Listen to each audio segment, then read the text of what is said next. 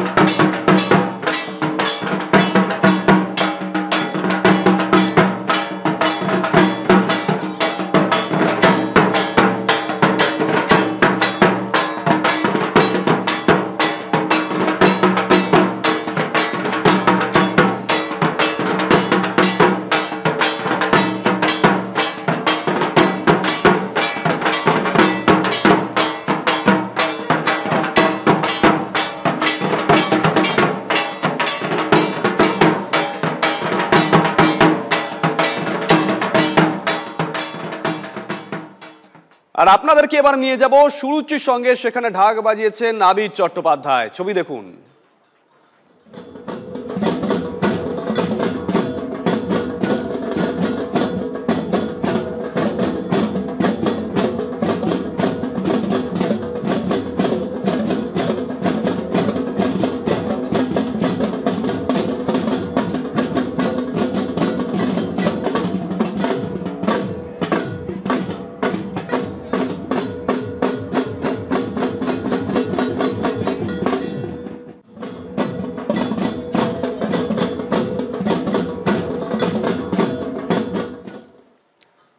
আপনাদেরকে আমরা বলি না যে কোন ছবি আপনাদেরকে মিস হতে দেব না, প্রমিস করি আমরা দিল্লির ছবি দেখালাম, সেখানে শান গান গাইছেন, মিমি চক্রবর্তী তিনি ধুনুচি নাচ করলেন, আবির চট্টোপাধ্যায় ঢাক বাজালেন। আর এবার আপনাদেরকে সরাসরি নিয়ে যাব শোভাবাজার রাজবাড়িতে, আরতির ছবি আপনাদেরকে দেখাবো। দেখুন, আপনাদেরকে আরতির ছবি আমরা এই মুহূর্তে দেখাচ্ছি শোভাবাজার রাজবাড়ি থেকে।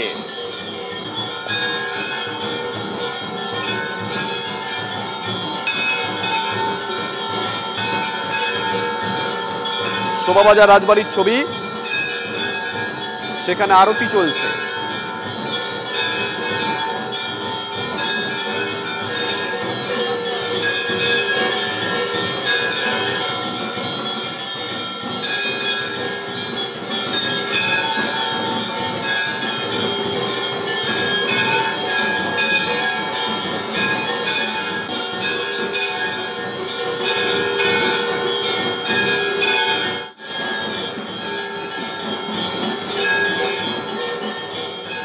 আর এবার আপনাদেরকে বেশ কয়েকটা লাইভ ছবি দেখাবো। আমাদের সহকর্মীরা রয়েছেন বিভিন্ন জায়গা থেকে, এই শোভাবাজার রাজবাড়ি সেখান থেকে রয়েছেন কৌস্তব, সমাজসেবী থেকে রয়েছে শ্রাবন্তী এবং ব্যান্ডেল থেকে রয়েছে আশিক। প্রত্যেককে আরো একবার নবমীর শুভেচ্ছা। প্রথমে কৌস্তবের কাছে চলে যাই। কৌস্তব, মাঠের খবর আপনাদেরকে দেন, বিভিন্ন ইনসিডেন্টের খবর, রাজনীতির খবর। কৌস্তব আজকে পাঞ্জাবি পরে শোভাবাজার রাজবাড়িতে নবমী সন্ধ্যাবেলা হাজির হয়ে গেছে। কৌস্তব, শুভজিৎ, তোমাকে জানাই নবমীর শুভেচ্ছা। নবমী একটু মন খারাপের রাত বলা যেতে পারে, সবাই আমরা বলে থাকি যাইও না নবমী নিশি। দেখো, পুরনো কলকাতা এবং যে প্রাচীন প্রবাদ কথিত আছে, মা মর্তে এসে গয়না পরে শিবকৃষ্ণ দ্বার বাড়িতে, তারপরে ভোজন করে অভয়চরণ মিত্রের বাড়িতে, আর রাত জেগে নাচ গান দেখে শোভাবাজার রাজবাড়িতে। শোভাবাজার রাজবাড়ি আবেগ, ঐতিহ্য, পরম্পরা যেখানে মিলেমিশে একাকার। 269তম বর্ষে এবার শোভাবাড়ি রাজবাড়ির এই পুজো। দেখো, প্রচুর মানুষ এখানে এসেছেন, মানুষের ঢল নেমেছে, দর্শনার্থীদের ঢল নেমেছে এখানে। এবং শুধু তাই নয়, আমরা তো বিভিন্ন যখন মণ্ডপে যাই, দেখো সাউন্ড বক্স বাজে, এই থিমের বাহারে বিভিন্ন জায়গায় বিভিন্ন রকমের সাউন্ড বক্স বাজে, বিভিন্ন সঙ্গীত বাজে, কিন্তু এখানে নহবত বসে এবং নহবত এখানে বসে এবং তারপরে কিন্তু যে দর্শনার্থীরা আসেন একই সঙ্গে যেমন মাকে দর্শন করেন, পাশাপাশি নহবত শোনেন। একটা পুরো জিনিসটা একটা উপভোগ্য হয়ে ওঠে। শোভাবাজার রাজবাড়ি মাস ডেস্টিনেশন প্রত্যেকবারের মতো। হ্যাঁ, এখানে আসতে খুবই ভালো লাগে। চারিদিকে যেরকম থিমের চাকচিক্য, শোভাবাজার রাজবাড়িতে ঢুকলে কি মন স্নিগ্ধ হয়ে যায়? হ্যাঁ। কি প্ল্যানিং রয়েছে আজকে? প্ল্যানিং রয়েছে বাগবাজারটা ঘোরার, সবার ফার্স্ট শোভাবাজার রাজবাড়ি। আজকে তো নবমী, মন খারাপ? মন তো একটু খারাপ থাকবে, কারণ আবার 1 বছর পর মাকে দেখতে পাবো, তাই। শোভাবাজার রাজবাড়ি তো একটা আবেগ, ঐতিহ্য, পরম্পরা, কিরকম লাগে এরকম এখানে এলে? রাজবাড়ির পরম্পরা তো আছেই, আর সব থেকে বড় যে মায়ের যে রূপ এখানে, মানে হাজারবার দেখলেও মনে হয় যে আরেকবার আসি, এসে একবার দেখে যায়। সঙ্গে থাকো কৌস্তব, কৌস্তব সঙ্গে থাকো, আসবো তোমার কাছে। ব্যান্ডেল একবার যাই। আশিক আমাদের সঙ্গে রয়েছেন। আশিক, অনেকের ধারণা যে এই ব্যান্ডেল, চুচুড়া, চন্দননগর এই জায়গায় দুর্গাপুজো ছোট করে হয়, মূলত হয় জগদ্ধাত্রী পুজো। সেই ধারণা আজকে সকাল থেকে একাধিকবার লাইভ দিয়ে তুমি ভাঙিয়ে দিয়েছো। আরো একবার। একেবারেই শুভজিৎ, এই যে সবার যে ধারণা চন্দননগর বা চুচুড়া এখানে বড় করে জগদ্ধাত্রী, কিন্তু তা নয়। আমি দেখানোর চেষ্টা করব। আমি এই মুহূর্তে রয়েছি ব্যান্ডেলের কেওটা নবীন সঙ্গে। সেখানকার যে ভিড়, নবমী রাতের যে ভিড়, সেই ভিড়টা আমি দেখানোর চেষ্টা করছি এই আমার ক্যামেরার মাধ্যমে, এবং যারা TV9 বাংলার দর্শক রয়েছেন সবাইকে দেখাচ্ছি যে এখানে শুধু জগদ্ধাত্রী পুজো নয়, দুর্গা পুজোও কিন্তু বড় মাপের দুর্গা পুজো হয়। এবং এই মুহূর্তে কিন্তু এই নবীন সঙ্গের যে মণ্ডপ রয়েছে, সেই মণ্ডপে দর্শনার্থীর ভিড়ে ঠিক করছে। আমি কিছু দর্শনার্থী রয়েছে, তাদের সঙ্গে একটু কথা বলার চেষ্টা করব যে তারা কি প্ল্যান করছেন আজকে, সেই তাদের সঙ্গে একটু কথা বলার চেষ্টা করব। কি প্ল্যান করছেন দিদি আজকে রাত, নবমী রাত, কি প্ল্যান করছেন? ঘুরবো খানিকক্ষণ, রাত্রে 12টা 12:30 অব্দি ঘুরবো, ছেলে মেয়েকে নিয়ে ঠাকুর দেখবো। মানে এই যে রাত, তো আজকে নবমী, কালকে দশমী, মন খারাপ হবে? হ্যাঁ, সেটা নিশ্চয়ই হবে। বছরে কটা দিনের অপেক্ষাতেই তো সারা বছরটা কাটে। অর্থাৎ বুঝতেই পারছো শুভজিৎ, এই কটা দিন বছরের এই 4-5টা দিনের অপেক্ষায় থাকে যারা দর্শক রয়েছেন, দর্শনার্থী রয়েছেন, তারা কিন্তু একেবারে এই রাতটা উপভোগ করতে চাইছেন। এবং এই যে নবীন সঙ্গে রয়েছে, এদের যে থিম রয়েছে রঙের হাট, দেখো চারিদিকে কিন্তু একটা রঙিন আবহ তৈরি হয়েছে। যে গোটা মণ্ডপটা তৈরি করা হয়েছে যে ফেলে দেওয়া যেসব জিনিস, অর্থাৎ ফেলে দেওয়া বা এক্সরে প্লেট, ভাঙা কাঠের চুড়ি, এইসব দিয়ে কিন্তু মণ্ডপ তৈরি করা হয়েছে। এবং যে মায়ের যে রূপ, সেটাও কিন্তু একেবারে সবার চোখে লাগবে। সঙ্গে থাকো, আসবো তোমার কাছে। এবার একটু শ্রাবন্তীর কাছে যাব। সমাজসেবী থেকে শ্রাবন্তী রয়েছে। দর্শকদের আরো একটা ধারণা যে শ্রাবন্তীর কাছে যে কোনো প্রশ্ন মানেই আদালতের কি আপডেট, কি খবর পাচ্ছি, কোন মামলার কি গতি প্রকৃতি। কিন্তু আজকে শ্রাবন্তী ওই পথেই বোধহয় দাঁড়িয়ে পথের পাঁচালীর কথা বলবে। শ্রাবন্তী, শুভ নবমী এবং নিশ্চিতভাবে আমরা একটু আগে কৌস্তবের কথা শুনছিলাম। কৌস্তব একটা আমাদের কলকাতার ইতিহাসের কথা বলছিল এবং এক যে জায়গায় দাঁড়িয়ে রয়েছে শোভাবাজার রাজবাড়ি, সেটা তো একদম বলা যেতে পারে লাইভ ইতিহাস।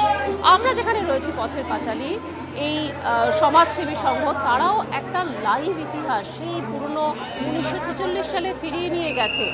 আমরা অসাধারণ প্রতিমা তো দেখছি, তার সঙ্গে মণ্ডপে ছত্রে ছত্রে শুভজিৎ ছড়িয়ে আছে সেই দুদিনের কথা। কোন দুদিনের কথা বলছি? যে সময় বাংলা ভাগ হতে দেখেছে, সেই বাংলা ভাগের যন্ত্রণা এখনো অনেক অনেক পুরনো মানুষ যারা রয়েছেন তাদের কাছ থেকে আমরা শুনি।